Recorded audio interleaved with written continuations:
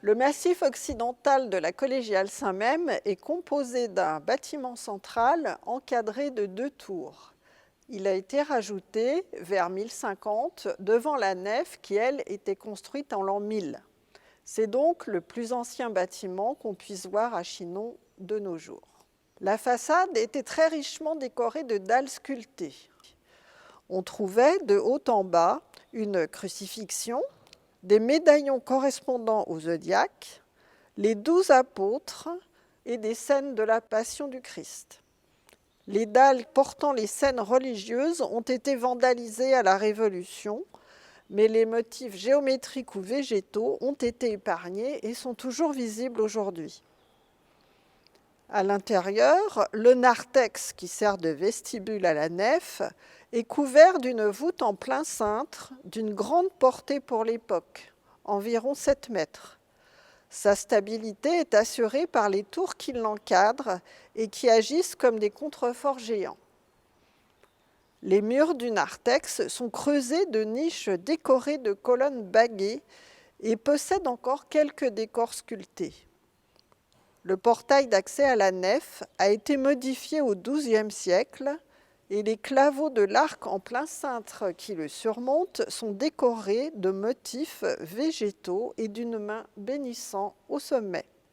La tour sud, reconstruite dans le style gothique au XVe siècle, comme le montre à l'intérieur la voûte surcroisée d'ogives, a conservé son décor peint d'origine, restauré au XIXe siècle.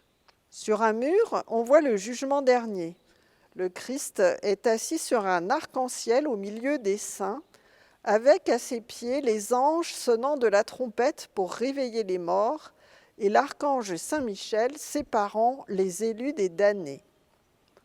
Sur l'autre mur, on voit aussi un thème plus rare. Une fontaine de piété, alimentée par le sang du Christ crucifié, est entourée de 2 saintes, Marie-Madeleine et Marie l'Égyptienne. La scène se détache sur un paysage naturaliste. On voit que la Renaissance n'est pas loin. Un bel escalier du XVIIIe siècle permet l'accès à la tribune. Quelques fragments de décors peints médiévaux y subsistent. À l'étage, on voit les restes du décor de la façade de l'an 1000. Appareil décoratif de joints rouges et au sommet un bas-relief de la crucifixion. Sur le moulage posé au sol, on voit mieux la taille en cuvette. Les silhouettes se détachent en creux plutôt qu'en relief, ce qui est caractéristique des tout débuts de la sculpture romane. Les vitraux, installés en 2006 à partir des cartons du peintre Olivier Debré, tamisent la lumière et créent des jeux de couleurs sur le blanc du tuffeau. Ils dialoguent avec les décors peints des XIIe et XIIIe siècles, redécouverts pendant les chantiers de restauration.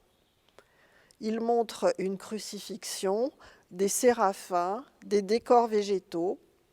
À l'étage de la tour sud, 2 sarcophages d'enfants rappellent le rôle funéraire de la collégiale.